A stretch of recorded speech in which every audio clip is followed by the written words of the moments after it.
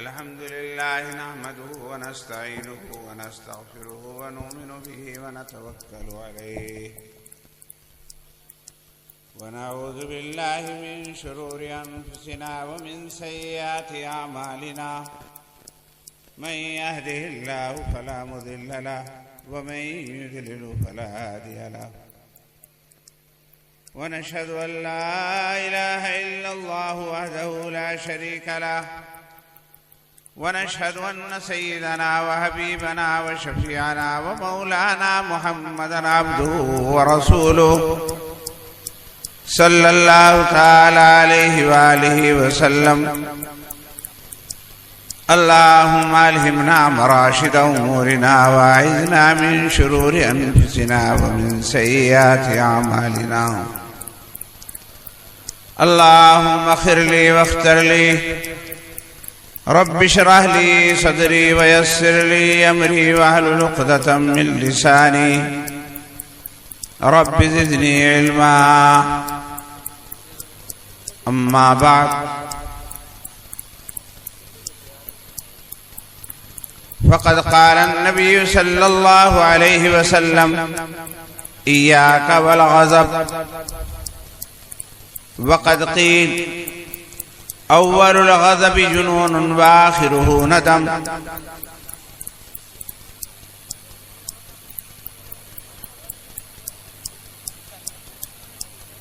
وقال الحلم سجية فاضلة.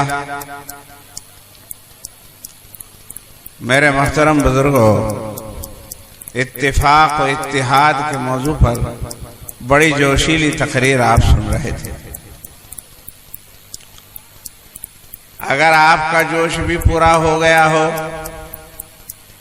اور ہوش بھی کھو گیا ہو اور کافی سمجھ لیا ہو اور جو جانا چاہیں وہ اب اٹھ کر کے چلے جائیں.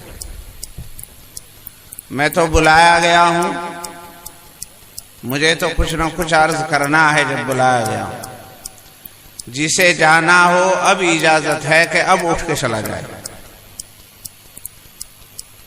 اور اگر اب نہیں اٹھ رہا تو درمیان میں نہ ہو. جسے جانا ہو وہ اب اٹھ کے چلا جائے، درمیان میں ماحول کو خراب نہ کرے. آپ نے یہ جلسہ بلایا ہے، علماء کرام کو یہاں سے لے کر دلی تک آپ بلا رہے ہیں. اگر آپ ان کی بات نہیں سنیں گے اور اس طرح جانے کا مزاج بنے گا تو کیا فائدہ.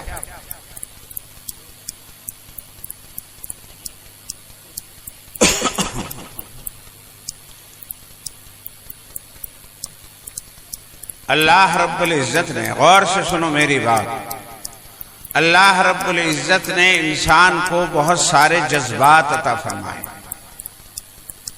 اور اللہ نے جو چیز عطا کی ہے وہ بیکار نہیں عطا کی، بلکہ کسی نہ کسی مقصد سے عطا کی. مگر جو چیزیں اللہ نے انسان کو عطا کی ہیں، اگر وہ اعتدال کے ساتھ رہیں تو ان سے فائدہ ہوتا ہے، اور اگر اعتدال سے بڑھ جائیں تو ان سے نقصان ہوتا ہے. ادھر دیکھو میری طرف.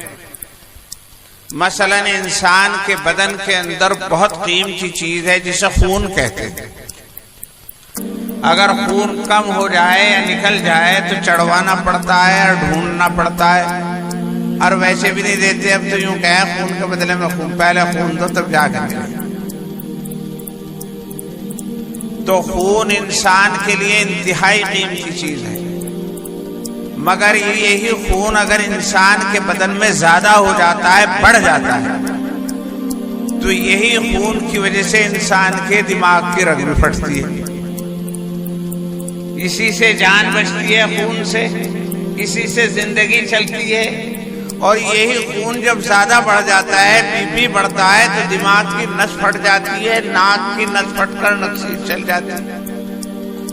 اور انسان جو ہے جب برین ہیمریج ہو جاتا ہے، دماغ کی نس پھٹ جاتی ہے تو مر جاتا ہے، اس کی زندگی مشکل ہو جاتی ہے.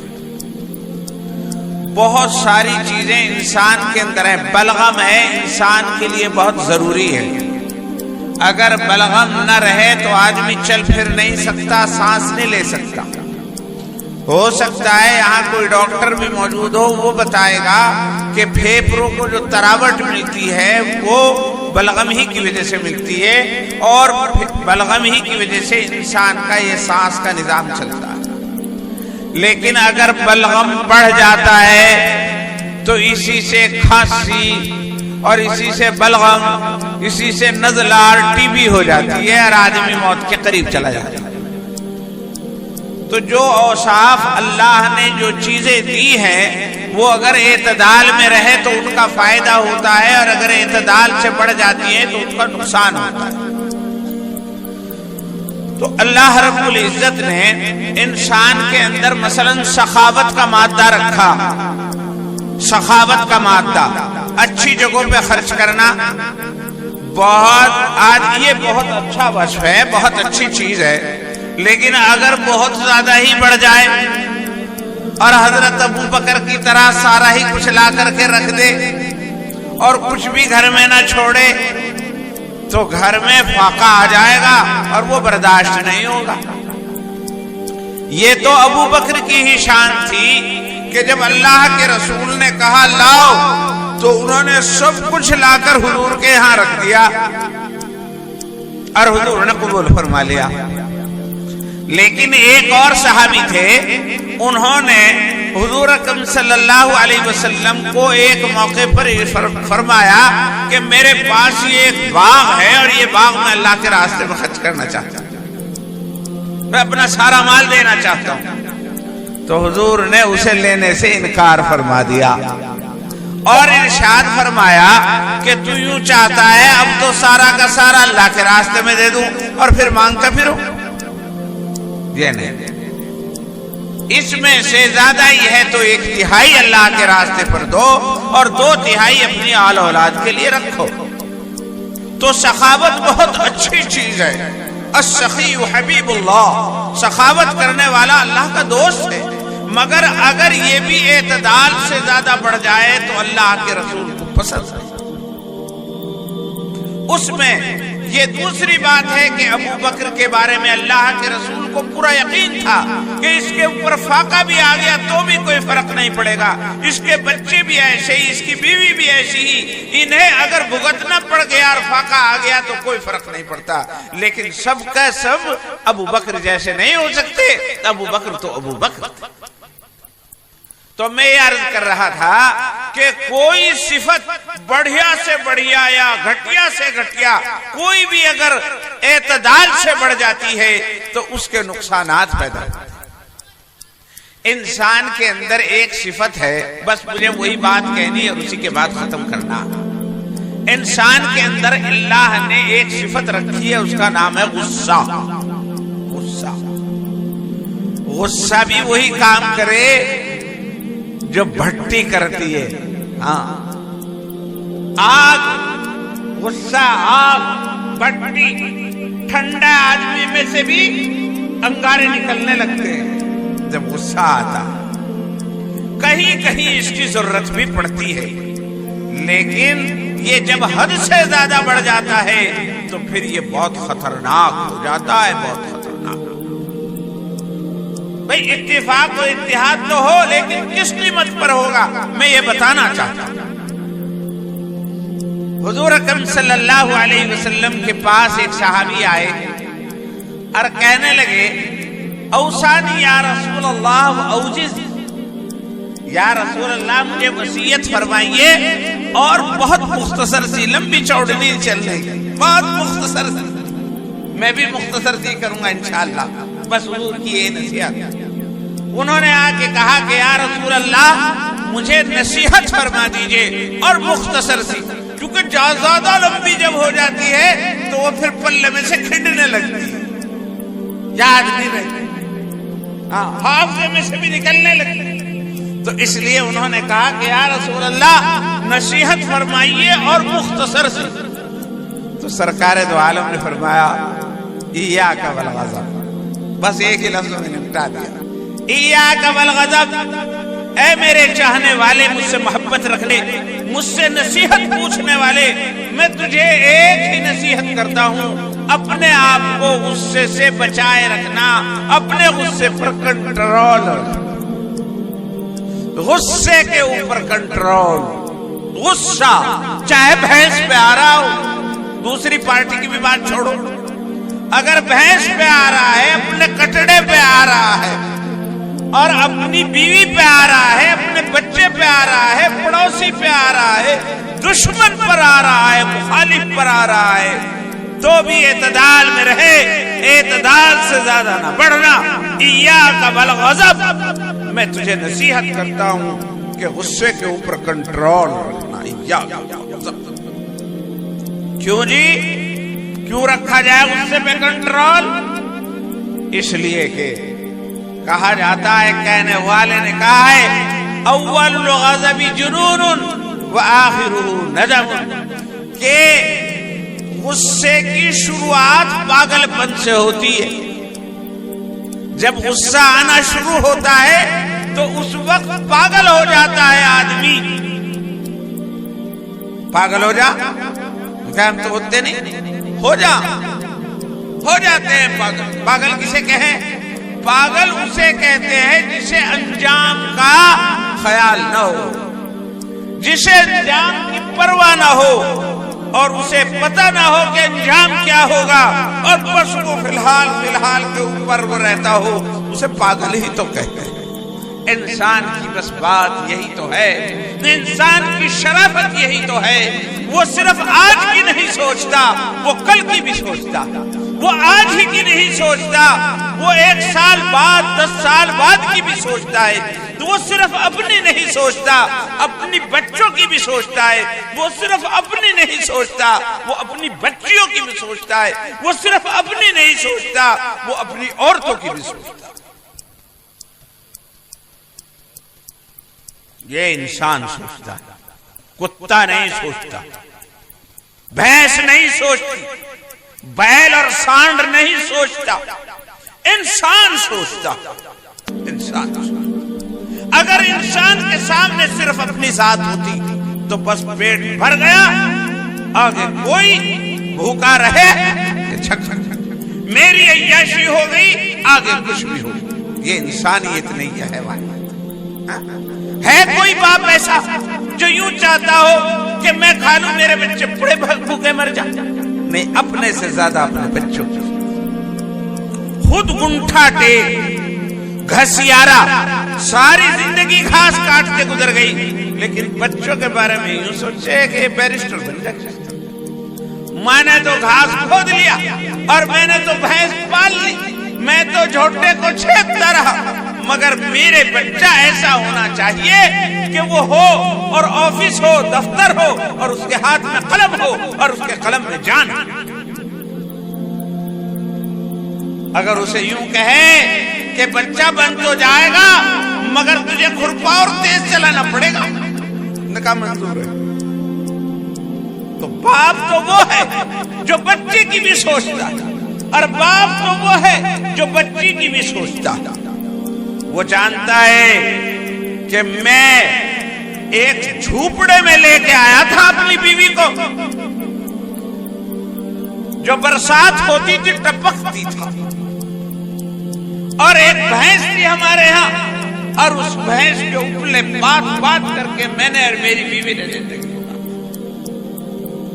لیکن میں یہ چاہتا ہوں میری بچی پڑھے لکھے، قابل بنے، اسے دنیا کا علم بھی ہو اور دین کا علم بھی ہو، اور وہ جہاں جائے وہ شمع محفل بن کر کے رہے، اس کے پاس وہ سارا سامان ہو جو میرے گھر میں نہیں، اور اس کے پاس وہ ساری عزت ہو جو میرے پاس ہے۔ یہ چاہتا ہے، چاہے بیڈ اس نے زندگی بھر پڑھ کے نہ دیکھا ہو، لیکن یوں چاہتا ہے کہ میں اپنی بچی کو بیڈ دوں۔ اپنے لیے اس نے چاہے سائیکل نہ خریدی ہو، لیکن اپنی بچی کو یوں سوچتا ہے کہ میں اسے موٹر سائیکل دے دوں، اسے عزت کا تاج دے دوں، اور میں اسے ایسی پڑھائی دے دوں۔ بار بار ذکر کرتا ہے پڑھی لکھی لونڈی جی، پڑھی لکھی لونڈی۔ ہاں، بہشتی زیور بھی پڑھ رکھا ہے اس نے، اور اس نے 8ویں بھی کر رکھی، اور صاحب بار بار ذکر کرتا ہے، بار بار ذکر کرتا ہے، حالانکہ سارا زندگی اس کی گنٹھا ٹیک رہا۔ تو باپ وہ ہے माँ वो है जो अपने बच्चे की भी सोचती है और अपनी बच्ची की भी सोचती है, बल्कि अगली नस्ल की भी सोचती है, वो रिश्तेदारों का भी सोचता है। ये इंसान है, इंसान बैल नहीं सोचता, बैल। तो इंसान को जब गुस्सा आ जाता है तो फिर वो बेटों को भी भूल जा, वो बेटियों को भी भूल जा, वो भाइयों को भी भूल जा, वो अपनी बूढ़ी माँ जो घर में बैठी हुई है और इसकी आवाज सुनते ही चौंक जाती है कि मेरा बेटा आ गया, ये उसे भी भूल जाता है जब इसे गुस्सा आ जाता है। और यूं कहता है बस या तो मैं नहीं और या वो नहीं।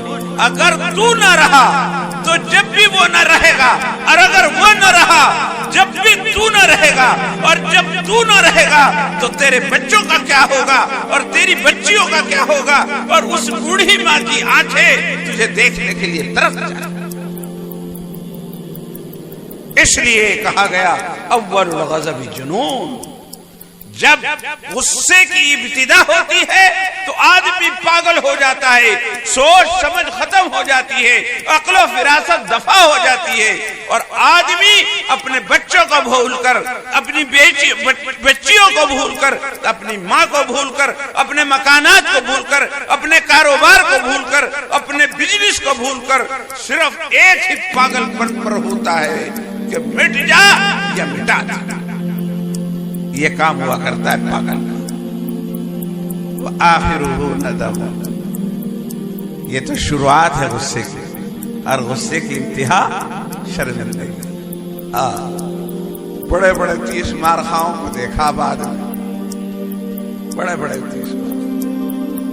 एक साहब इक्कड़ के ही जिन्होंने पहले कत्ल कर रखे थे, वो मेरे पास एक दफा आए, बैठे बस बैठे बात हो रही थी, वो कहने लगे अजी बस क्या हो,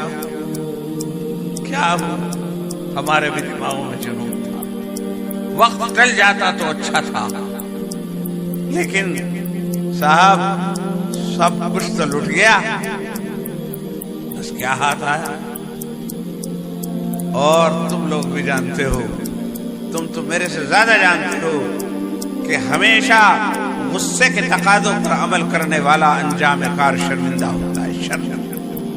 इसलिए कहा गया अव्वलुल ग़ज़बि जुनूनुन व आखिरुहु नदम। गुस्से की इब्तिदा पागलपन है और गुस्से का इंतहा आखिरी किनारा शर्मिंदगी है। शर्मिंदगी, शर्मिंदगी।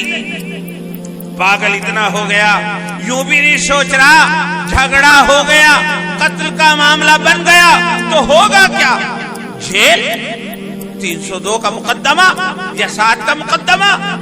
और अगर तेने मार भी दिया तो क्या होगा, और अगर तू मर भी गया तो क्या होगा। इन बच्चों का क्या होगा जिसे गोद में लिए फिरता है, इन बच्चों की शादी ब्याह मोटरसाइकिल का क्या होगा, और ये मकान जो भी चूने लगे हैं इनके ऊपर रेंटिंग होना है उसका क्या होगा। अभी तू मकान बच्चों के लिए नहीं बना सका, अभी बच्चियों की शादी नहीं कर सका, अभी बूढ़ी माँ जो है वो तेरी तरफ चौक चौक करके देखती है, तू न हज करा सका और न मतलब ये कि दूसरे काम करा सका। क्या तेरे ऊपर ये फर्ज नहीं है कि तू इस वक्त अपने गुस्से को पी ले और अपने बच्चे का मकान भी बचा ले, और अपनी बच्ची का दहेज भी बचा ले, और अपनी माँ का हज भी बचा ले। क्या ऐसा नहीं हो सकता कि तू थोड़ी सी देर के लिए गुस्से को पी ले और थोड़ी सी देर के लिए ठंडा पानी पी ले। अगर तेरी घड़ी बच गई तो घड़ी वो क्या है, वो घड़ी बीचे और वो परसों जीवे। जब एक घड़ी बीच जाती है तो मुद्दत तो इंसान को जिंदगी नसीब हो जाती। बस मुझे तो ये कहना है, ज्यादा इधर उधर की नहीं, बल्कि मैं तो ये कहता हूँ एक सिफत मुझ में भी है और वो सिफत तुम्हारे में भी है, गुस्सा गुस्सा गुस्सा गुस्सा। और मैं छोटा सा था, एक बाप में और बेटे में लड़ाई हुई, मुझे याद है अच्छी तरह, मैं भी वहां पहुंच गया। उसमें बाप में और बेटे में लड़ाई हुई, बाप ने कुछ बात कह दी, आखिर इनका डंगरों का क्या होगा, यूं क्या होगा, यूं क्या, कोई बात कह दी। उस लड़के को आया गुस्सा, उसके हाथ में وہ تھی کیا نام، کلہاڑی تھی، مجھے خوب اچھی طرح یاد ہے، میں اتنا چھوٹا سا تھا، اس نے کلہاڑی اٹھا کے بھینس کی ریڑھ کی ہڈی پر عرض کی ریڑھ کی ہڈی بس مار تو دی، لیکن کس کے مار دی؟ اپنے ہی تو مار لی، سوچ رہا بھینس کے مار دی، بھینس کے کہاں مار دی، اپنے مار لی۔ اگر اب 50,000 روپے کے ہوئے 10 کی تو جب بھی حقی ہوگی، اب وہ 10 بھی اتنے مشکل تھے، کس کے مار دی؟ تو اول الغضب جنون، غصے کا پہلا حصہ، غصے کی ابتدا پاگل پن سے ہوتی ہے، اسے نفع نقصان کا پتہ نہیں چلتا۔ سرکار دو عالم ہمارے مہربان ہیں، اللہ کے رسول ہیں، وہ سمجھانے کے لیے آئے، ان کی زندگی، ان کی بتائی ہوئی نصیحتوں میں ہماری زندگی ہے، ہمارے بچوں کا، ہمارے بچوں کی خوشیاں ہیں، ہماری بچیوں کا جہیز ہے، ہمارے بچوں کی تعلیم ہے، ہماری بیوی کا اس کے اندر سندور ہے، ہماری بیوی کی مانگ کا اس کے اندر مطلب یہ کا حسن و جمال ہے، وہ تو اس کی عزت ہے، اس کا سہاگ ہے۔ آپ یہ سب کا سب ختم ہو جاتا ہے جب انسان کے دماغ کے اندر فتور آ جاتا ہے اور غصہ حد سے زیادہ بڑھ جاتا ہے۔ اس لیے اللہ کے رسول نے فرمایا ایاک والغضب، بس ایک ہی چیز ہے، غضب سے بچو، غضب سے بچو، غضب سے بچو، اس لیے کہ جب غضب آتا ہے، غصہ آتا ہے تو انسان پاگل ہو جاتا ہے، اور جب پاگل ہو جاتا ہے تو کچھ پتہ نہیں۔ 2 دن پہلے ملتا ہے، اب بچے کو دکھاتا ہے، کہتا ہے جی ماشاءاللہ سے 4-5 سال کا ہو گیا اور اسے انگلش میڈیم میں داخل کروں گا، یا آپ کے ہاں مدرسے میں بھیجوں گا، اسے عالم بنانا ہے یا اسے انجینئر بنانا ہے، کچھ بھی کہتا ہے، بڑی اچھی اچھی اس کی تمنائیں آ رہا ہے۔ اسے پتا ہے اسے پڑھانے کے لیے ڈریس چاہیے بڑھیا، اسے پڑھانے کے لیے کورس چاہیے، اسے پڑھانے کے لیے انگلش میڈیم میں کوئی اعلیٰ درجے کا اسکول چاہیے، وہاں بھیجنے کے لیے اسے بہت کچھ روپیہ چاہیے گا۔ اس نے کہا انشاءاللہ سب کچھ ہو جائے گا، کچھ تو کر رکھا اور ہوتا رہے گا، انشاءاللہ ایسی ہمت ہے کہ میں اپنے دونوں بڑے بچوں کو بڑھیا پڑھاؤں۔ مگر پتہ چلتا ہے کہ اگلے دن اس کو غصہ چڑھ گیا، غصہ چڑھ گیا، کسی سے مدبھیڑ ہو گئی اور اس نے رسول اللہ کی بات پر عمل نہیں کیا، وہ پاگل ہو گیا غصے میں اور کسی کے لٹھ مار دیا اور لٹھ مار کے دوسرے کے اپنے لیے مقدمہ لے لیا، اور صاحب مطلب یہ کہ اب جیل میں پہنچ گیا۔ اب اسے نمٹانے کے لیے وہ سارا پیسہ جو بچے کی تعلیم میں خرچ ہونا تھا وہ فیصلے میں چلا گیا، یا وہ لال ٹوپی والے لے گئے۔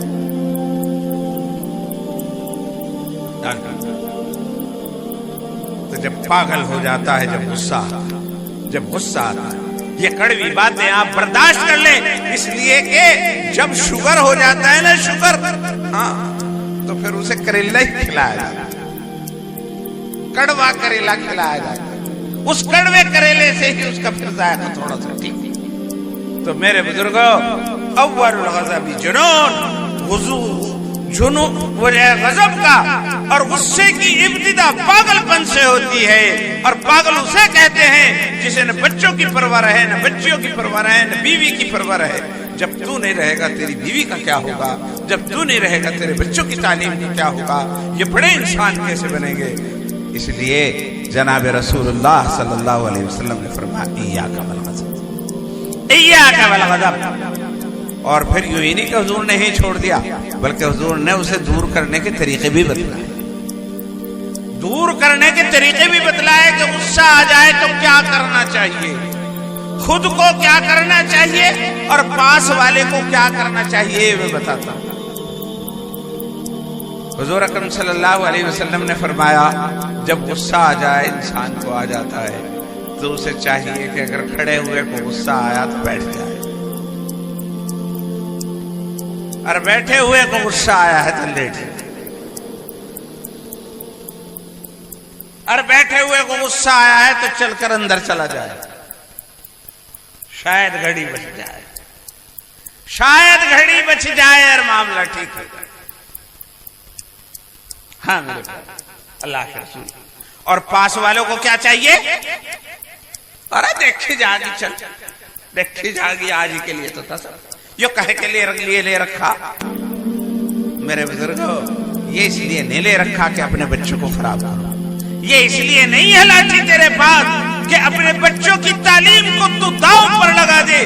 یہ جو کچھ تیرے پاس پیسہ ہے، یہ طاقت ہے، یہ دماغ ہے، یہ جو بھی کچھ ہے، تجھے اپنے بچوں کو ہنر مند بنانے کے لیے، عقل مند بنانے کے لیے، علم والا بنانے کے لیے، دنیا کے اندر روشن ستارہ بنانے کے لیے تجھے خرچ کرنا، جھگڑوں پر خرچ نہیں۔ یہ گالی تو دے رہا دے، اور جب یہ مجھے گالی دے دے گا اور پھر اس کا غصہ اترے گا تو یہ خود شرمندہ ہوگا، کیونکہ جیسا میں ویسا ہی ہو۔ غصہ آنے والے کو شرمندگی ضرور ہوتی ہے، تو جب اس کا غصہ اترے گا تو بجائے اس کے کہ میں شرمندہ ہوں، یوں ہی شرمندہ ہوگا جسے غصہ آ رہا، گالیاں دے رہا، ارے ٹروڑا پھینک رہا، میں تھوڑا سا اوٹ میں کو ہو جاؤں اور اللہ بچ نہیں۔ تو اور کہ ہمارے یہاں کیا کرتے ہیں، جو برابر والے اسے اکساتے ہیں۔ میرے پیارو، اللہ کے رسول سے اگر محبت رکھتے ہو تو اللہ کے رسول نے ارشاد فرمایا کہ یہ طریقہ نہیں، یہ نہ بلکہ جسے غصہ آ رہا ہے اسے پانی پلا، جس کو غصہ آ رہا ہے اسے پانی پیش کرو، وہ پانی پیے گا اور پانی پینے کی وجہ سے اللہ رب العزت غصے کی آگ کو بجھا دے، غصے کی آگ کو اللہ تبارک و تعالیٰ بجھا دے۔ تو اسے حکم یہ ہے، یہ نہیں ہے کہ آپ کسی کو ابھاریں، بلکہ حکم یہ ہے کہ آپ اس کو پانی پلائیں تاکہ اس کا غصہ ٹھنڈا ہو۔ حضور اکرم صلی اللہ علیہ وسلم نے اس پر عمل کر کے دکھلایا، اور حضور نے وعدہ فرمایا جو غصے کو پی لیتا ہے، اور غصے کے مقابلے میں، غضب کے مقابلے میں ایک صفت ہے جس کا نام صفت حلم ہے۔ حلم کے معنی آتے ہیں برداشت کر لینا، بردباری کا انداز اختیار کرنا۔ حضور نے فرمایا الحلم سجیۃ فاضلہ، بردباری، سنجیدگی، سمجھداری ایک بہترین خصلت ہے۔ جو آدمی بردباری اختیار کرتا ہے، سنجیدگی اختیار کرتا ہے، وہ دنیا کے اندر عزت و نیک نامی حاصل کرتا ہے، اللہ کی مدد اور نصرت اس کے ساتھ آتی ہے۔ حضور اکرم صلی اللہ علیہ وسلم کے بارے میں آتا ہے کہ ایک مرتبہ ایک جگہ کھڑے ہوئے تھے اور ایک یہودی حضور اکرم صلی اللہ علیہ وسلم کو گالیاں دے رہا، اور حضور اسے کھڑے ہوئے سن رہے تھے، بڑے تحمل سے، بڑے حلم سے اسے سن رہے تھے۔ ہاں بھائی، اے میرے پیارو، میری طرف سنو، میں آپ کو آپ کے آقا کی بات سنو۔ حضور اکرم صلی اللہ علیہ وسلم کھڑے ہوئے ہیں، ایک یہودی آدمی گالیاں دے رہا ہے، اور حضور انتہائی وقار اور حلم کے ساتھ کھڑے ہو کر اس کی بات کو سن رہے ہیں۔ اتنی دیر میں حضرت ابو بکر صدیق رضی اللہ تعالیٰ عنہ آ جاتے ہیں۔ حضرت ابو بکر صدیق جب آ جاتے ہیں، تشریف لاتے ہیں، تھوڑی دیر تو دیکھتے رہے ہیں کیا چکر چل رہا ہے، جو گالیاں دے رہا اور سرکار جو ہے وہ سر جھکائے اس کی گالیاں سن رہے ہیں۔ تو پھر سوچا یوں کہ حضور تو اپنی کرامت اور بزرگی کی وجہ سے کچھ بول نہیں رہے، میری غیرت ایسی نہ ہونی چاہیے، مجھے جواب دینا چاہیے۔ جو حضرت ابو بکر صدیق اس کا جواب دینے لگے، جو وہ کچھ کہہ رہا تھا اس کا ترکی بترکی جواب دینے لگے، وہ برا بھلا کہہ رہا تھا تو حضرت ابو بکر بھی کہنے لگے۔ جب حضرت ابو بکر یہ سب کچھ کرنے لگے تو حضور وہاں سے چل دیے، حضور وہاں سے چل دیے۔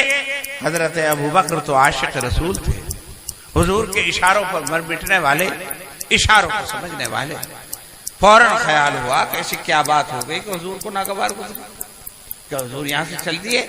تو کہا یا رسول اللہ، یہ گستاخ انسان آپ کو گالیاں دے رہا تھا، برا بھلا کہہ رہا تھا، آپ کھڑے ہوئے سن رہے تھے، اور جب میں نے اس کا جواب دیا تو آپ یہاں سے چل دیے، تو آپ کیا ناگواری کی بات پیش آ گئی، ایسا کیا ہو گیا؟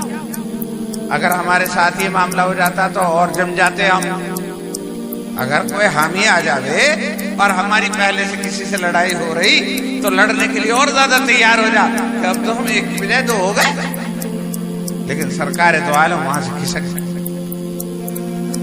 حضرت ابو بکر نے جب پوچھا یا رسول اللہ آپ کیوں چل دیے، تو حضور نے فرمایا کہ جب تک تم نہیں آئے تھے اور تم نے جواب نہیں دیا تھا، اللہ کے فرشتے اس کی باتوں کی وجہ سے اس پر لعنت کر رہے تھے، اس کا جواب دے رہے تھے، خدا کی رحمت سے اسے دور کر رہے تھے۔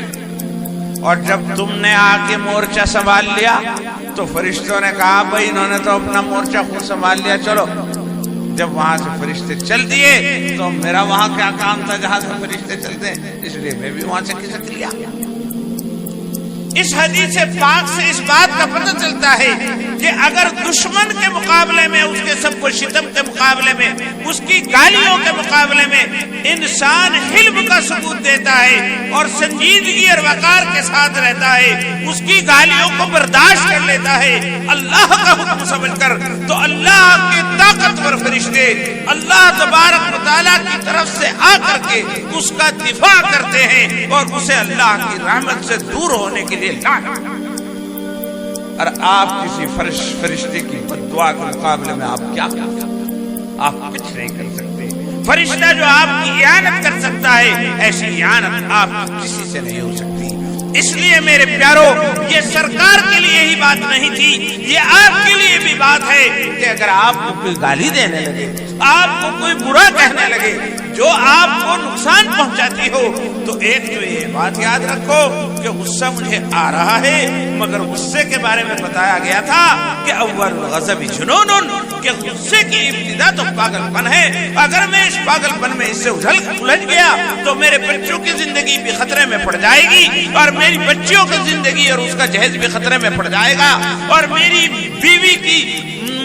بیوی کا سہاگ بھی خطرے میں پڑ جائے گا، اور میری ماں کو کہیں ایسا نہ ہو کہ بڑھاپے کے اندر میرا دکھ اسے جھیلنا پڑے۔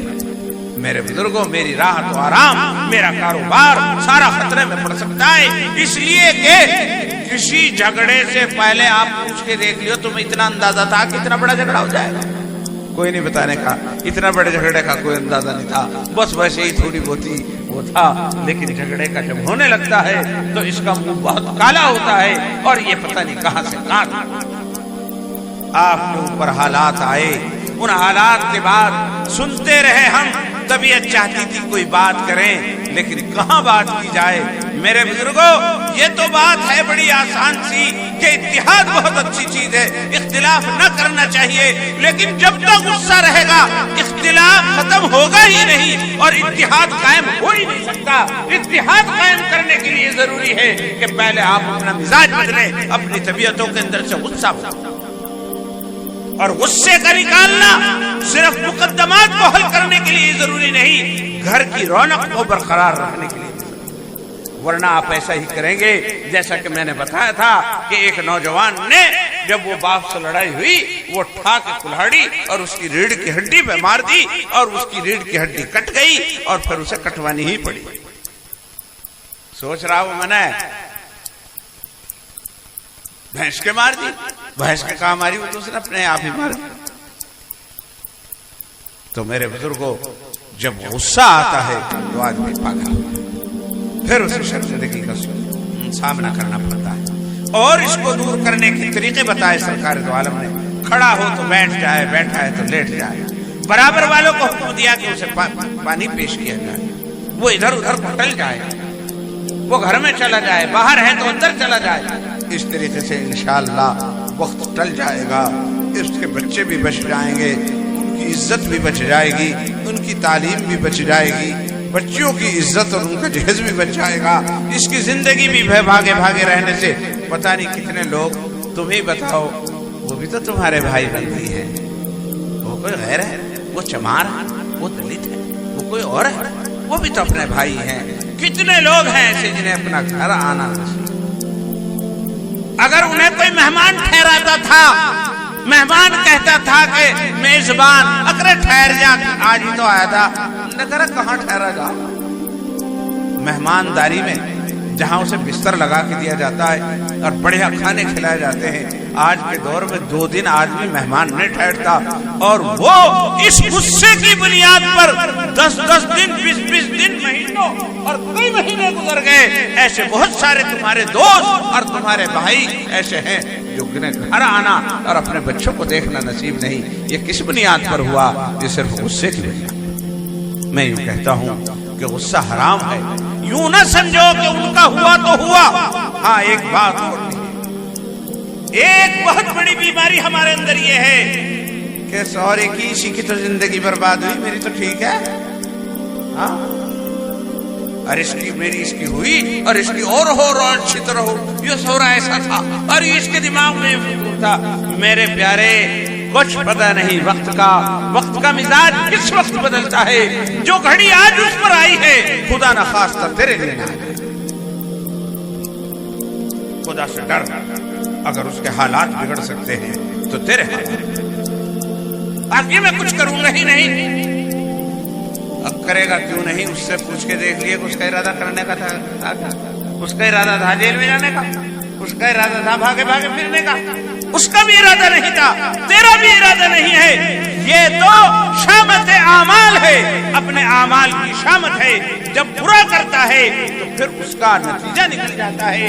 تو اگر ہم دوسروں کے بارے میں یوں سوچ رہے ہیں کہ وہ پھنس رہا ہے تو پھنسے، ہم تو بچے ہوا ہے اور سورا اور پھنسے۔ اور اگر کوئی صلح کرانا چاہتا ہے تو صلح بھی نہیں ہونے دیتے کہ اس کا پھنسنا ہی بہت ضروری ہے۔ میرے بزرگوں، ڈرو ڈرو، اللہ سے ڈرو۔ تم ایک جگہ کسی کے پھنسنے پر خوش ہو رہے ہو، بھائی ایسا نہ ہو کہ تقدیر تمہیں 4 جگہ پھنسے۔ بس اللہ رب العزت سمجھنے کی توفیق عطا فرمائے۔ میں تو یہ کہہ رہا کہ ساری کارستانی غصے کو اپنے اندر سے نکالو، اور یہی نہیں کہ جھگڑا نہیں، گھر کی ترقی کے لیے، گھر کی بیوی کے سامنے بھی غصہ نہ کرو، بچوں کے ساتھ بھی غصے سے پیش نہ ہو، بچیوں کو بھی بہت زیادہ غصہ نہ کرو، پڑوسیوں کے ساتھ بھی ایسا نہ کرو، اور پچھلے اگر جھگڑے ہو گئے ہیں تو اسے بھی نمٹاؤ۔ یہی ایک صحیح سب سے بہترین طریقہ، اور جو کچھ ہو گیا اس سے نمٹنے کا بھی طریقہ، جو کچھ ہو گیا اگر اس طرح کے لوگ ہوں اور وہ ہے تو زیادہ ٹائم تو نہیں ہو گیا اور کر سکوں تھوڑی سی بات؟ تو بھائی میرے پیارو، ابھی ایک اشارے میں بات چل رہی تھی۔ حضور اکرم صلی اللہ علیہ وسلم، آپ جانتے ہیں مکے کے رہنے والے، مکہ عرب کا سب سے زیادہ متبرک اور ساری دنیا کا سب سے قدیم شہر ہے، وہاں اللہ کا گھر ہے۔ سب سے پہلے اللہ کے گھر کی بنیاد وہاں رکھی گئی۔ حضرت ابراہیم نے، حضرت اسماعیل نے، اور اس سے پہلے بھی اللہ کا گھر وہاں بنایا۔ ساری دنیا کے لوگ اور تمام انبیاء اس کا زیارت کرنے کے لیے وہاں جاتے رہے۔ سارے عرب کے دلوں کے اندر مکے کی بے انتہا محبت تھی۔ حضور تو وہاں پیدا ہوئے اور سردار مکہ کے گھر میں پیدا ہوئے، عبد المطلب کے پوتے، تو انہیں تو خاص طور پر اس سے محبت ہونی ہی تھی۔ بے انتہا محبت تھی اللہ کے رسول کو مکہ شہر سے اور خانہ کعبہ سے۔ پھر ہوا یہ کہ جب حضور نے نبوت کا دعویٰ کیا اور کہا کہ اللہ ایک ہے، میں اللہ کا رسول ہوں، ان بتوں کی پرستش چھوڑ دو، آپس کی لڑائی جھگڑوں کو ختم کر دو، میل اور محبت کی زندگی اختیار کرو، جھوٹ نہ بولو، زنا نہ کرو، یتیم کا مال نہ کھاؤ، اس لیے کہ یہ زندگی کے سکون کو ختم کر دے۔ تو وہ جن کا کام ہی لڑنا تھا، جنہیں اتنا مزہ کسی چیز میں بھی نہیں آتا تھا جتنا مزہ لڑنے میں آتا تھا، جتنا مزہ لڑنے میں آتا تھا اتنا مزہ کسی چیز میں نہیں آتا تھا۔ ایک اونٹ کے پانی پینے اور پلانے کے سلسلے میں 70 سال تک لڑ لیا گیا۔ جب انہیں یہ بات بتائی گئی تو سمجھ میں ہی نہیں آئی اور وہ حضور کے مخالف ہو گئے۔ مخالف بھی اتنے مخالف ہوئے کہ حضور اکرم صلی اللہ علیہ وسلم کو وہاں سے مدینہ جانا پڑا۔ حضور اکرم صلی اللہ علیہ وسلم 450 کلومیٹر دور مدینے میں جا کے رہنے لگے، تو یہ وہیں چڑھ کے جانے لگے، کئی جنگیں ہوئی، بدر، احد، احزاب وغیرہ، کئی جنگیں ہوئی۔ میں ایک بہت مختصر سا کر کے آپ کو بتا رہا ہوں کہ ہر آدمی کو اپنا گھر، اپنا وطن بڑا پیارا ہوتا ہے، ایک دن سرکار دو عالم اپنے گھر سے باہر نکلے تو صحابہ جو مہاجرین تھے جو مکے کے اجڑے ہوئے حضور کے ساتھ آئے تھے وہ مسجد کے ایک اس میں بیٹھے اور رو رہے تھے. حضور آئے, کہا بھئی کیا بات ہے, کیوں رو رہے ہو؟ انہوں نے کہا کہ یا رسول اللہ مکہ یاد, اللہ کا گھر یاد آ رہا, اپنا گھر یاد آ رہا. تو یہ غم تو انہی کا غم نہ تھا, یہ غم تو سرکار دو عالم کا بھی غم تھا. اس لیے سرکار دو عالم بھی ان کے پاس بیٹھ گئے اور ان کی آنکھیں بھی نم ہو گئی اور حضور بھی اس غم میں ان کے شریک تھے. مگر اگلے دن حضور اکرم صلی اللہ علیہ وسلم جب باہر تشریف لائے تو حضور نے فرمایا میں نے خواب دیکھا ہے کہ ہم خانہ کعبہ کا طواف کر رہے ہیں, مکے گئے ہیں اور خانہ کعبہ کا طواف کر رہے ہیں, اور نبی کا خواب سچا ہو گیا اور چلو طواف کر کے آتے ہیں, عمرہ کر کے. اچھا, مکے کے لوگ اگرچہ دشمن تھے مگر مکے والوں کی یہ روایت تھی کہ جو عمرہ کرنے آتا تھا, حج کرنے آتا تھا, اسے کچھ نہیں کہتے تھے چاہے کیسے ہی دشمن.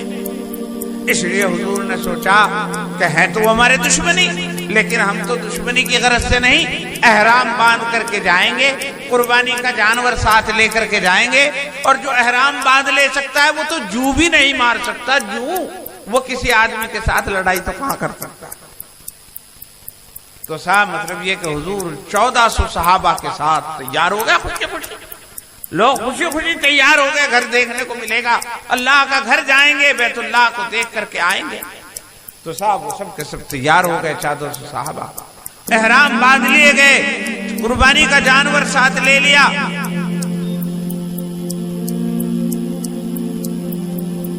جب حضور اکرم صلی اللہ علیہ وسلم مکہ شہر کے حدود بہت باہر سے شروع ہو جاتے ہیں, ایک تو ایسی حد ہو کہ بالکل یہیں سے شروع ہو گیا, ایک ایسا جگہ عبداللہ کے راستے سے یہاں کی حد شروع ہو جائے. تو حدود میں جب مکے میں داخل ہونے لگے حضور, حدود حرم میں, تو حضور اکرم صلی اللہ علیہ وسلم کی اونٹنی بیٹھ گئی. دیکھو میں کیا بتانا چاہتا, حضور کی اونٹنی بیٹھ گئی. حضور نے اسے اٹھانا چاہا, اٹھی نہیں. صحابہ نے بھی اٹھانا چاہا, نہیں اٹھی. وہ مارنے کو دوڑے کہ ہٹ کر رہی. حضور نے فرمایا ہٹ نہیں کر رہی ہو.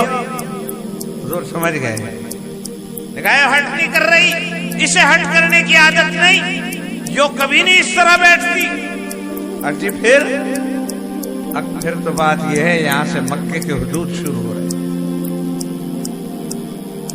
مکے کی سرحد میں داخل ہو رہے, اللہ کی طرف سے اشارہ مل رہا ہے, اور اس کو اس نے بٹھایا ہے جس نے ابرہہ کے ہاتھیوں کو بٹھایا. اب اسے بھی تھوڑا سمجھنا پڑتا ہے, پتہ نہیں یاد ہے نہیں. حضور جس سال پیدا ہوئے تو اس وقت میں ایک بہت بڑا بادشاہ تھا ابرہہ یمن کا, وہ ایک ہاتھیوں کی فوج لے کر کے آیا تھا, اور وہ خانہ کعبہ کو خدا نہ خواستہ منہدم یعنی ڈھان لینا چاہتا تھا, ڈھانے کے لیے آیا. مکے والوں میں اس سے لڑنے کی طاقت نہیں تھی. تو جب وہ خانہ کعبہ کے حدود میں, مکے کے حدود میں داخل ہونا اس نے شروع کیا اور وادی محصر میں پہنچا, تو ابابیل کا ایک جھنڈ آیا, غول کا غول, ایک پرندوں کا, اور اس نے ان کے اوپر کنکریاں برسائیں, تو ہر کنکری ایسی بن گئی جیسے کہ ایٹم بم ہوتی ہے. اور قرآن پاک یہ کہتا ہے فَجَعَلَهُمْ كَعَصْفٍ مَّأْكُولٍ, وہ ہاتھیوں کا لشکر ایسا ہو گیا جیسا کہ کھایا ہوا بھوسا, کہتے بھوسے. اور بھوسا بھی دو طرح کا, ایک تو وہ کنڈ میں پڑا ہوا ہو, وہ تو موٹا موٹا ہو, اور جب اسے جانور کھا لیتا ہے نا, ایک دفعہ جب کھا لیتا ہے ایک دفعہ تو وہ جلدی کھا لے, اور پھر دیکھا ہوگا جب وہ بیٹھ جاتا تو جگال کر لے, اور وہ اندر سے اسے نکالتا ہے, پھر چباتا ہے آرام سے, اور چبا کے پھر کر دیتا ہے. تو وہ جو چبایا ہوا بھوسا ہے وہ باریک ہو جا, گوبر سا بن جا, اس کا پاؤڈر سا بن جا. اور وہ جو پہلی دفعہ کھاتا ہے وہ تو اتنا بڑا ہوتا ہے, وہ تو جلدی اپنی تھیلیوں میں ڈال لیتا ہے, پھر آرام سے بیٹھ کے ساری رات جگال کرتا ہے. تو کاشفی معقول کا مطلب یہ ہے کہ ایسا بھسا بنا دیا جیسا جگال کیا ہوا، کھایا ہوا بھسا، ویسا نہیں جو نکلا ہوا ویسے ثابت بھسا کنڈ میں جو ہوتا ہے، بلکہ کھائے ہوئے بھسے ایسا کر دیا گیا تھا انہیں۔ اللہ نے انہیں دکھلا دیا تھا کہ یہ خانہ کعبہ ہے، اللہ کا گھر ہے، یہ بنا ابراہیمی ہے، یہاں رحمتیں نازل ہوتی ہیں، بھلے ہی یہاں بت رکھے ہوئے ہیں لیکن گھر تو ہمارا ہے، گھر ہمارا ہے۔ اس لیے بادب ہوشیار، یہاں ابرہہ آیا تو وہ برباد ہو گیا۔ تو حضور اکرم صلی اللہ علیہ وسلم کو یہ بات بتلائی جا رہی تھی اور اشارہ دیا جا رہا تھا۔ حضور اکرم صلی اللہ علیہ وسلم نے فرمایا میری اونٹنی کو تو اس نے ہی بٹھایا جس نے ابرہہ کے ہاتھیوں کو بٹھا دیا تھا۔ اس لیے سرکار دو عالم نے ہاتھ اٹھائے اور فرمایا اے اللہ، میرا کوئی ارادہ بیت اللہ پر اور بیت اللہ والوں پر حملہ کرنے کا نہیں ہے، میں تو صرف عمرے کے لیے آیا ہوں اور میں حتی الامکان اس کی کوشش کروں گا کہ کسی طرح کا کوئی خونریزی نہ ہو اور کسی طرح کی کوئی خون خرابہ نہ ہو، چاہے مجھے اس کے لیے کتنا ہی جھکنا کیوں نہ پڑتا۔ تو یوں کہ یہ بات کہنی تھی کہ اونٹنی ایک دم۔ تو میں یہ بتانا چاہتا ہوں، میں یہ عرض کرنا چاہ رہا ہوں کہ خود اتنی بری چیز ہے، ایک طرف کفار مکہ ہے، بت پرست جنہوں نے اللہ کے اس مقدس گھر کو بھی بتوں کی نجاست سے ناپاک کر رکھا، اور ایک طرف سرکار دو عالم جو بتوں کی نجاست کو مٹانے کے لیے آئے، لیکن ابھی وقت نہیں آیا، ابھی ایسا وقت نہیں آیا کہ سارے۔ تو اللہ رب العزت نے تحمل کا، برداشت کا اور حلم کا انڈیکیٹ مجھے اشارہ دیا اور کہا کہ اے محمد صلی اللہ علیہ وسلم تحمل۔ حضور نے سمجھ لیا کہ مجھے تحمل کا اشارہ کیا جا رہا ہے۔ حضور نے فرمایا میں اپنی طرف سے کوئی پہل نہیں۔ بات لمبی لیکن مختصر کر کے یہ کہ وہ خام خبر انہوں نے مکے والوں نے کیا سوچا، انہوں نے کہا بھائی اگر ہم انہیں روک کے انہیں لڑیں تو ہم بدنام ہو جائیں گے، اپنے گھر آنے والوں کو روک رہے ہیں، عمرہ کرنے والوں کو روک رہے ہیں، اور یہ آگے آرام سے کر کے چلے جا، یہ بیماری ناک کٹ گئی تو ایسا ہو کوئی معاہدہ ہو جائے نہیں واپس چلے جائے۔ تو خیر معاہدے کی بات آئی، حضرت عثمان کو وہاں بھیج دیا، وہاں انہوں نے حضرت وہ کیا کیا ہوا ایک لمبی بات ہے، لمبی بات ہو جائے گی پھر، اور دوسرے مہمان بھی ہمارے ہاں آئے ہوئے ان کی بھی بات سننی، اور بس میری تو بات ایسی ہے۔ تو خیر ہوا یہ ایک مرحلہ تو ایسا آیا کہ حضور کو غصہ بھی آیا، حضور نے بیعت بھی لی، لیکن بیعت سے زیادہ کہ صاحب مٹ دو اور مٹا دو والی بات سے بجائے میں آپ کو یہ بتانا چاہتا ہوں کہ پھر معاہدہ ہوا، معاہدہ ہوا، اور معاہدے میں انہوں نے مکہ والوں نے ساری اپنی جیت کر لی، اپنی جیت، اور حضور اکرم صلی اللہ علیہ وسلم نے ساری مان کیا کیا تھی۔ ایک حدیث آپ بھی سن لو، ایک ان میں سے یہ تھی کہ اگر کوئی کافر مسلمان ہوگا تو آپ کو وہ ہمیں واپس دینا پڑے گا،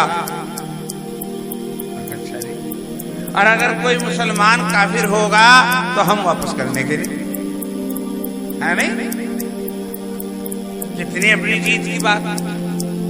اور پھر یہی نہیں، ایک اس میں یہ تھا کہ اس سال تمہیں واپس جانا پڑے گا، اگلے سال حضور کہہ رہے کہ اللہ کے بندے ہم 450 کلومیٹر کا سفر طے کر چکے ہیں اور مکے کے بالکل کھٹی پہ آ گئے ہیں، پیدل کا روٹ کا پتہ نہیں کہے کا یہ انتہائی مشقت کا سفر ہے، لڑنے نہیں آئے، احرام باندھ کے آئے، کپڑے بھی ہمارے بدن پر نہیں آئے، اور کچھ کرنے نہیں آئے، صرف خانہ کعبہ کے ساتھ چکر کاٹ کے واپس چلے جائیں گے، ٹھہرنے بھی نہ تم ہمیں دیو، تمہارا کیا بگڑ جائے گا؟ ذرا سوچو تو، 450 کلومیٹر آئے، 450 کلومیٹر واپس جائیں گے، 900 کلومیٹر کا خطرناک سفر اور حاصل کچھ نہیں۔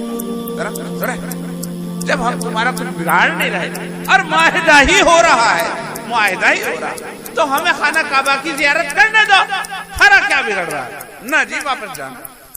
ना जी। मैंने बहुत सारे मुसालहतों में घुस करके देखा इलाके के अंदर जो झगड़ों पकड़ों में, तो मैंने यही देखा कि हर एक का आदमी ना जी बस यूं नहीं, और जब बाद दफा हालात खराब हो फिर सारी शर्तें मान लें, और नहीं तो अपनी ही मनवाने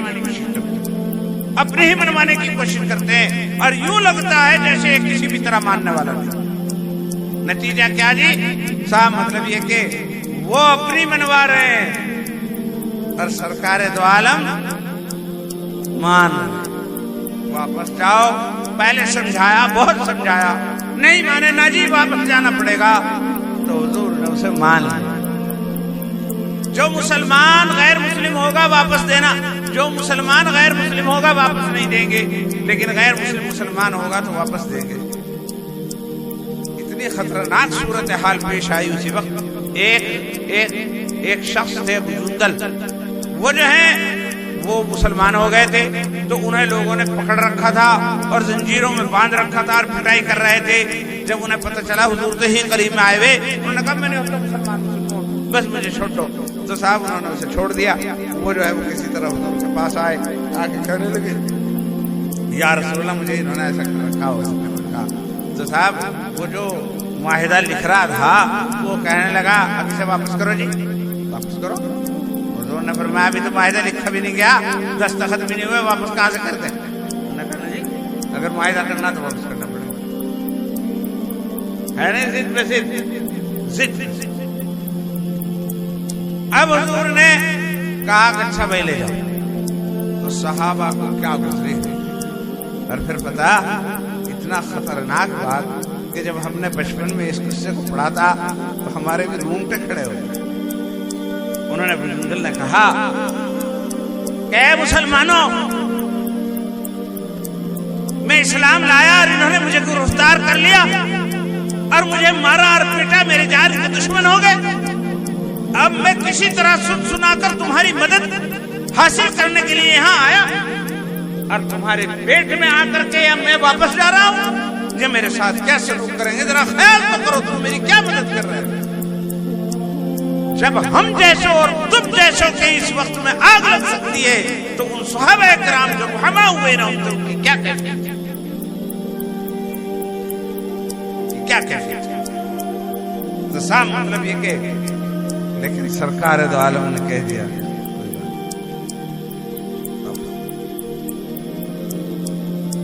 ऐसे खतरनाक। एक उसमें शर्त ये भी थी कि 10 साल तक न तुम हम पे हमला करोगे ना हम तुम पे हमला करोगे, तुम भी चैन से रहोगे हम भी चैन से। तो 10 शर्त थी, और उनमें से 2-3 शर्तों का मैंने एक तो वापस चले जाओ, लेकिन ये खतरनाक शर्त।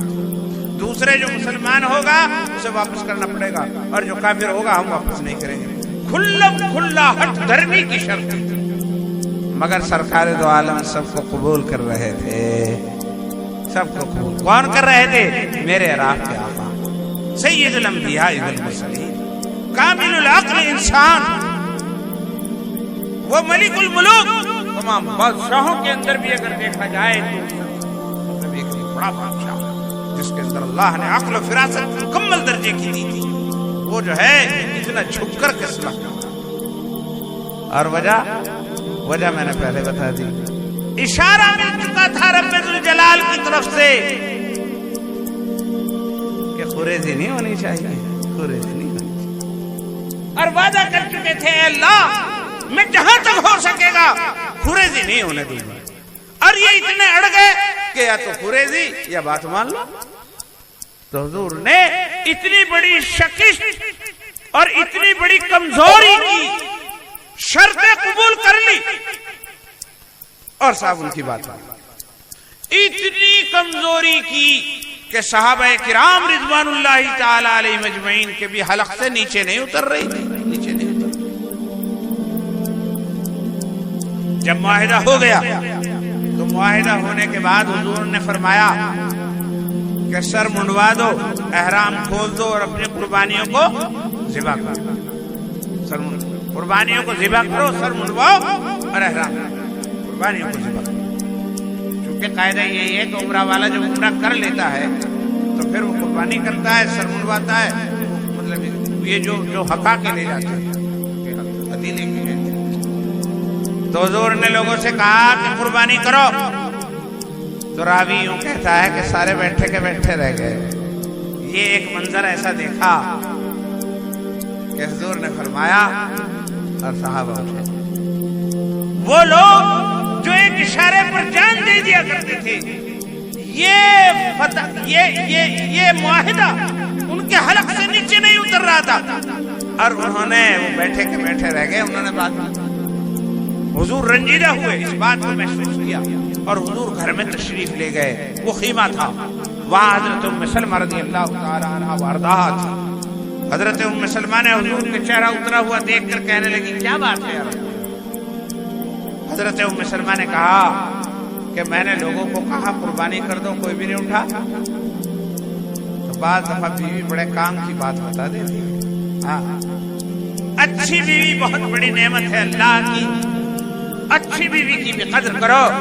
اپنے غصوں میں آ کے اسے تنہا نہ چھوڑ جاؤ، اسے بیار و مددگار نہ کر دو.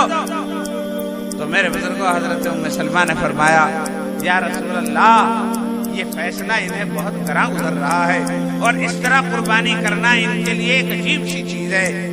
آپ ایسا کیجئے، کسی کو کچھ نہ کہیے اور اپنی قربانی کھول کر خود دیجئے. حضور باہر تشریف لائے، اپنی قربانی کھولی، اسے لٹایا اور اسے ذبح کر دی. جب حضور کو ذبح کرتے دیکھا تو سورے صحابہ چلے گئے اپنے جا کر کے قربانی ذبح کر. مگر دل اداس تھے، واپس جانا پڑ رہا ہے. کعبے کے بالکل گلیارے میں آ کر کے واپس جانا پڑ رہا ہے. حضرت عمر جیسا جلیل القدر صحابی جو ناطق الحق وناطق بالصواب تھا، لو کان بعدی نبیا لکان عمر، اسے بھی کچھ باتیں ہضم نہیں. وہ حضرت ابو بکر صدیق رضی اللہ تعالی عنہ کے پاس گئے اور کہنے لگے اے ابو بکر، کیا ہم حق پر نہیں ہیں؟ کیا محمد اللہ کے رسول نہیں ہیں؟ ہاں. اب پھر اتنی دبا کر صلح کرنے کا کیا مطلب؟ تو حضرت ابو بکر نے فرمایا چل حضوری کے پاس چلتا. وہیں پوچھے حضرت ابو بکر صدیق رضی اللہ تعالی عنہ حضرت عمر کو لے کر حضور کے پاس آئے اور کہنے لگے یا رسول اللہ، انہیں بھائی عمر کو کچھ اشکال ہو رہا ہے، کچھ بتا دیں. پوچھو. نے کہا کہ یا رسول اللہ، کیا آپ نے نہیں فرمایا تھا کہ میں نے خواب دیکھا ہے کہ ہم حج کو جو عمرہ کر رہے ہیں اور یہاں تو بغیر قریب واپس ہونا جا رہا؟ تو حضور نے فرمایا میں نے یوں تو نہیں کہا تھا اسی سال کریں گے، انشاءاللہ کریں گے، اگلے سال کریں گے. تسلی ہو گئی. نے کہا کہ اتنی دب کر کے صلح؟ تو حضور نے ایک ایک کو لیا اور اسے بتایا. بھائی کہنے لگے حضور کہ تمہیں اس پہ اشکال ہوگا کہ کوئی کافر مسلمان ہوگا تو ہم واپس کر دیں گے. ہمارے یہاں جو مسلمان ہوتا ہے وہ مسلمانوں کی طاقت کی بنیاد پر مسلمان نہیں ہوتا، مسلمانوں کو سپورٹ سمجھ کر مسلمان نہیں ہوتا، وہ اللہ کی طاقت سمجھ کر اللہ کے بھروسے پر مسلمان ہوتا ہے. وہ ساری دنیا سے مخالفت مول لیتا ہے صرف اللہ کے سارے. تو وہ اللہ کے سارے مسلمان ہوگا، اللہ کے سارے یہاں سے واپس کر دیں. اللہ نے بتایا. اور رہا یہ کہ اگر ہمارے میں سے کوئی کافر ہوگا تو وہ واپس نہیں کریں گے تو ہم اسے واپس لے کے کیا کریں گے؟ ہمارے کام کیا ہے؟ چلا گیا. تو اس طرح حضور اکرم صلی اللہ علیہ وسلم نے ان ساری چیزوں کا وہ کیا.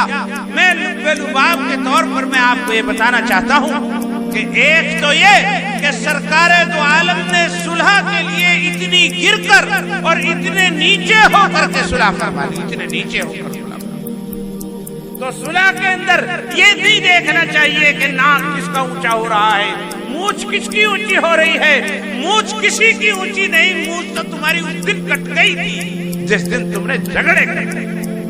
کچھ اندر چلے گئے تھے، کچھ مر گئے تھے اور کچھ وہ ہو گئے تھے، مجھ تو اس دل کٹ گئی تھی جب مطلب یہ کہ تم ضمانتوں کے لیے پھرتے ہو اور ایک دوسرے کو ڈھونڈتے پھر رہے، اس روز کٹ گئی تھی۔ اب تو باقی عزت بچانے کی بات ہے، اس لیے اگر صلح کرنے کے لیے جھک کر کے کرنی پڑے تو کسی غیر کے سامنے ہی نہیں، اپنے لیے، اپنوں کے لیے، اپنے بچوں کے لیے، اپنی بیویوں کے لیے، اپنی بیٹیوں کے لیے، اپنی برادری کے لیے کوئی غیر لوگ نہیں ہے جن کے سامنے جھکنا پڑ رہا ہے۔ اور یہ اللہ کا منشا سمجھ کر کے حضور نے جھک کے کر لی تیری چاہت، اور حضور نے جھک کے اپنی طرف سے نہیں کر لی، بلکہ میں نے آپ کو بتایا کہ حضور کو اوپر سے بھی اشارہ تھا کہ صلح کرنی ہے، ہر حال میں کرنی ہے، چنانچہ حضور نے ہر حال میں۔ اور پھر بتاؤں کیا ہوا؟ سب مسلمانوں کے دل جب واپس ہو رہے تھے ادھائے ہوئے تھے اور مطلب پسماندہ تھے، آسمان سے اللہ نے سورہ فتح، انا فتحنا لک فتحا مبینا، اللہ کی طرف سے اعلان ہو رہا ہے۔ اور جب یہ سورت نازل ہوئی تو حضور کو دیکھا یوں پیروں کے بل چل رہے ہیں۔ کسی نے کہا یا رسول اللہ کیا بات ہے؟ آج جو میرے پاس سورت نازل ہوئی اس سورت کو لے کر 70,000 فرشتے آسمان سے نیچے اترے، اس کی وجہ سے بھیڑ ہو رہی ہے، مجھے پورا پیر رکھنے کا موقع نہیں ملتا۔ انا فتحنا لک فتحا مبینا، سارے مسلمانوں کے منہ اترے ہوئے تھے، سب کے سب رنجیدہ تھے، پریشان تھے کہ کس عمرے کی نیت سے آئے تھے اور کس طرح اب انہیں ناکام واپس جانا پڑ رہا تھا، لیکن اللہ کہہ رہا تھا یہ تمہاری شکست نہیں ہے بلکہ کھلی ہوئی فتح ہے، اور اس کے بدلے میں ہم تمہیں فتح مبین عطا کریں گے۔ چنانچہ 2 سال نہیں ہوئے تھے، ایسی کایا پلٹ ہوئی کہ سارا کا سارا مکہ حضور کے ہاتھ میں آ گیا، اور وہ سارے کے سارے بڑے بڑے سورما حضور کے سامنے یوں سر جھکائے بیٹھے تھے، اور ان کی سارا معاملہ باغڈور حضور کے ہاتھ میں تھا، اور حضور نے فرما رہے تھے بتاؤ تمہارے کیا ساتھ کیا سلوک کیا۔ میرے بزرگوں پھر لمبا قصہ ہے آگے، مجھے تو یہ عرض کرنی ہے کہ جھگڑے ہوتے ہیں، اتحاد ٹوٹتا ہے، اختلاف پیدا ہوتے ہیں غصے کی وجہ سے، غصے کی وجہ سے۔ اگر وہ یوں کہے غصہ تم کرتے رہو اور اتحاد کا خواب دیکھتے رہو، کبھی بھی اتحاد قائم نہیں ہو سکتا، میاں بیوی میں نہیں ہو سکتا، بیٹے اور باپ میں نہیں ہو سکتا، پڑوسی میں نہیں ہو سکتا۔ اگر اتحاد کرنا ہے تو اس کی ایک قیمت دینی ہوگی، اور وہ قیمت یہ ہے کہ غصے کو دبانا، غصہ دباؤ۔ باپ بیٹے سے غصہ دبائے، اور مطلب بیٹی اور ماں کے اندر غصہ نہ ہونا چاہیے، باپ اور بیٹے میں غصہ نہ ہو، پڑوسی میں غصہ نہ ہو، ایک پارٹی دوسری میں غصہ نہ ہو۔ غصے کو دباؤ، زندگی کے اندر خیر و برکت۔ اور پھر اگر آ بھی جائے تو اسے کس طریقے سے آرام کرو وہ بھی طریقے بتائے۔ ہاں جی، کھڑے ہو تو بیٹھ جاؤ، بیٹھ جاؤ، باہر ہو تو اندر ہو جاؤ۔ اور دوسرے کو کیا کرنا چاہیے تو اسے پانی پلا دینا چاہیے، سمجھا دینا چاہیے، تھوڑی سی دیر کے لیے صبر کر لے، تیرے ساتھ اللہ کی مدد ہوگی۔ تو وقار اختیار کر، جو وقار اور حلم اختیار کرتا ہے تو اللہ کے فرشتے آ جاتے ہیں، اور تو اس کا جواب نہیں دے گا، وہ بڑے اینٹ پھینک رہے ہوں لیکن فرشتے اس پہ لعنت مار رہے ہیں، تو دیکھ تیری حمایت۔ تو میرے بزرگوں جب یہ کام کرو گے تو گھر میں بھی اتحاد ہوگا، پڑوس میں بھی اتحاد ہوگا، خاندان میں بھی اتحاد ہوگا، گاؤں میں بھی اتحاد ہوگا، علاقے میں بھی اتحاد ہوگا، ملکوں میں بھی اتحاد ہوگا، مگر اسی شرط پر ہوگا کہ غصے کو پینا ہوگا، وقار اور سنجیدگی اپنے اندر پیدا کرنی ہوگی۔ اور پھر اگر ہو گیا کچھ ہو گیا، جو ہو گیا اس کا بھی ایک طریقہ ہے، وہ صلح کرنی ہوگی، اور صلح کر کے ہمیں اپنی پچھلی تلافی کرنی ہوگی، اور صلح کے اندر ہمیں یہ کرنا ہوگا کہ کتنی ہمیں جھک کر کے صلح کرنی پڑے، اللہ کے لیے اگر آپ صلح کریں گے تو انشاءاللہ اللہ رب العزت آپ کی مدد فرمائیں گے اور آپ کو فتح مبین عطا کریں گے، فتح عطا کریں گے۔ مجھے پتہ نہیں یہاں کون کون لوگ ہیں اور کون کون لوگ نہیں ہیں، اس کا کہاں سے تعلق ہے، لیکن تم جو بھی کوئی ہو، تم ایک ہی رنگ و نسل کے لوگ ہو، ایک ہی خاندان اور برادری کے لوگ ہو، ایک ہی گاؤں کے اور ایک ہی کاٹھی کے لوگ ہو۔ تم میں سے ہر ایک کا فرض ہے کہ جس نے یہ بات سنی اس نے سن لی، اور جس نے نہیں سنی وہ دوسروں کو سنائے، اور ہر آدمی داعی بن جائے اس بات کا کہ انشاءاللہ ہم اپنے گاؤں کے اندر امن قائم کریں گے، اور جو کچھ خرابیاں ہو گئی اسے دور کریں گے۔ یہ ہرگز ہوا نہیں بنائیں گے کہ صاحب پھنسرا سورا پھنسا کرے، اور یہ تو تھا ہی اس لائق کہ بچنا چاہیے، بہت منہ اٹھا کے چلا کرے تھا۔ یہ بہت غلط چیز ہے، اس لیے غلط چیز ہے یہ، چاہے وہ آپ کی بات صحیح ہو، بہت منہ اٹھا کے چلے، چاہے بات صحیح ہو، لیکن جس طرح منہ اٹھا کے چلنے پہ اللہ نے اسے سزا دے دی، اس بدخواہی اور شماتت اعلیٰ پر اللہ تجھے بھی سزا دے سکتا ہے۔ منہ اٹھا کے چلنا اور تکبر کرنا اگر گناہ ہے تو شماتت اعلیٰ، دوسرے کی پریشانی کے اوپر خوش ہونا، یہ بھی اللہ بہت کہیں تیرا نام نمبر آ جائے اور کہے اگلی میرا کہے پہ آ جائے گا، بس یوں نہ پوچھ کہے پہ آ جائے گا، بس جب آنا ہوئے تو آ ہی جائے گا، آنا ہوگا تو آ ہی جائے گا۔ اس لیے ہر شخص ڈرے اور اس بات کی کوشش میں لگ جائے کہ صاحب ایک تو غصہ نہیں، اپنے اندر سے غصہ ختم کر دیں گے، حلم اور وقار پیدا کریں گے، غصے کو دبائیں گے، اپنے کے بھی اور دوسرے کے بھی، اور صاحب جو ہو گیا اسے مٹانے کی یہی شکل ہے کہ آپ مسلمان، اللہ والے، داڑھیوں والے، نمازوں والے، کلمے والے اپنے بھائیوں کو اتنا پریشان ہوتے ہوئے نہ دیکھو، اور اس بات کی کوشش کرو کہ اللہ تعالیٰ امن و امان اور محبت کی اور فضا قائم۔ آخر اللہ کی مانو، رسول کی مانو، ان پارٹی بازوں کی کب تک مانتے رہو گے؟ ان لیڈروں کی اور نیتاؤں کی کب تک مانتے رہو گے؟ کیا ملا میرے پیاروں تمہیں آج تک مانتے اور ان کی مانتے اور صاحب مطلب آپس میں لڑائیوں کے جھگڑوں کے علاوہ اور کیا رہا؟ سارا پیسہ تمہارا دوسرے لال ٹوپی والے لے گئے، سکون تمہارا غارت، اور لڑتا کوئی ہے اور سب کے مطلب یہ کہ وہ کھڑا ہو جاتا ہے معاملہ، اور صاحب مطلب یہ کہ بہت برا حال ہے۔ کیا ملا میرے پیاروں؟ مان جاؤ اور ان مطلب یہ کہ ان کے شیطان کے نمائندوں کی ماننے کی بجائے رحمان کے نمائندے جناب رسول اللہ صلی اللہ علیہ وسلم کی مان لو، اور اگر آخرت کے لیے نہیں مانتے تو دنیا کو سنوارنے کے لیے مان لو۔ میرے بزرگوں، جس کے لاکھوں روپے لگ گئے ہوں یا لاکھوں روپے لگنے کی امید ہو، کیا آپ سوچتے ہیں کہ اس کا بچہ بہت اچھی تعلیم حاصل کر لے گا؟ اس کی بچیوں کی بہت اچھی شادی ہو جائے گی؟ وہ گھر میں ساتھ کوئی اچھا گھر بنا سکے گا؟ جو اتنے روپے لاکھوں روپے کے حساب سے خرچ کر رہا ہے، اس کی بہت ساری ضرورتیں پوری نہیں ہو پائی۔ میرے بزرگوں، مان لو، تو اگر میرا نہیں بنتا نہ بن، اپنا تو بن۔ اگر اللہ کی نہیں مانتا، رسول اللہ کی نہیں مانتا، لیکن اپنی تو مان لو، اپنے اوپر تو رحم کرو، اپنے بچوں پر تو رحم کرو، اپنی بچیوں پر تو رحم کرو، اپنے مکان تو بنا لو۔ اگر اللہ کی اور اس کی رسول کی بھی نہیں مانتے تو اپنے ہی مان، اپنے ہی۔ تمہاری دنیا ہی تمہیں پکار کر کے کہہ رہی ہے، تمہارے بچے، کہ ہم بے زیور تعلیم سے آراستہ نہیں، ہمیں علم چاہیے، ہمیں اخلاق چاہیے، ہمیں آپ کا پیار چاہیے، ہمیں آپ کی جیل نہیں چاہیے، ہمیں آپ کی مقدمے نہیں چاہیے، ہمیں محبت چاہیے، ہمیں الفت چاہیے۔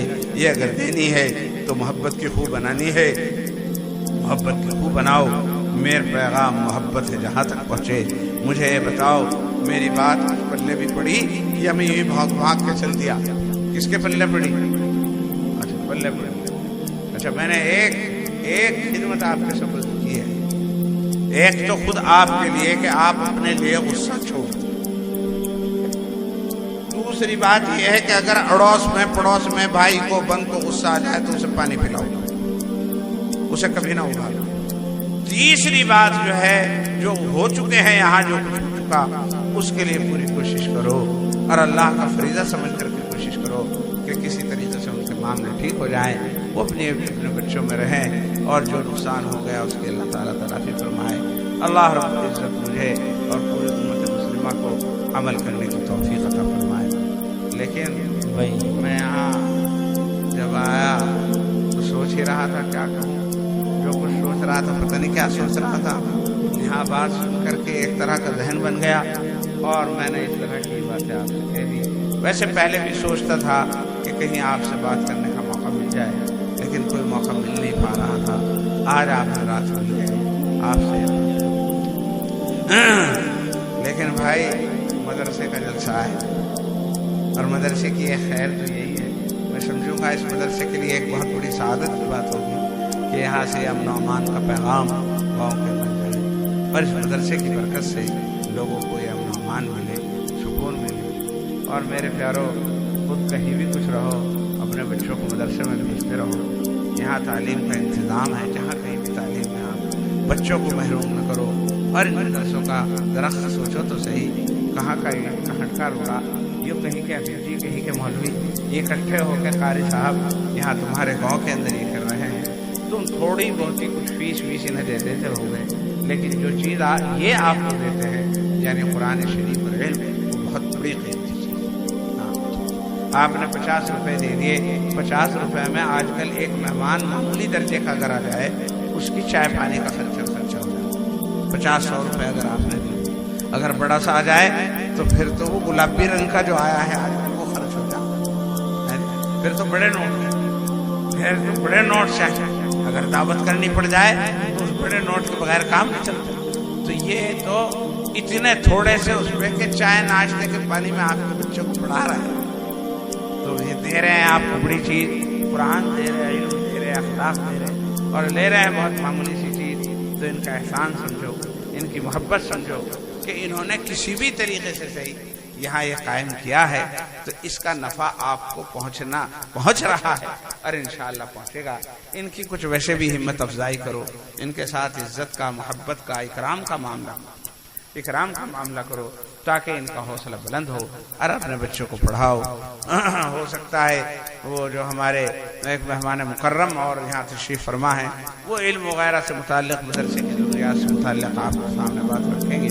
ये तो एक वक्ती ज़रूरत थी जो मुझे कहनी चाहिए थी, मेरे जहन में थी, वो मैंने आपके सामने कह दी। अल्लाह तबारक व तआला मेरे आने को, आपके सुनने को, मिल बैठने को कबूल फरमाए और पूरी बस्ती के लिए मेरे लिए शनाफ़े फरमाए। व आखिर दावाना अनिल हम्दुलिल्लाह।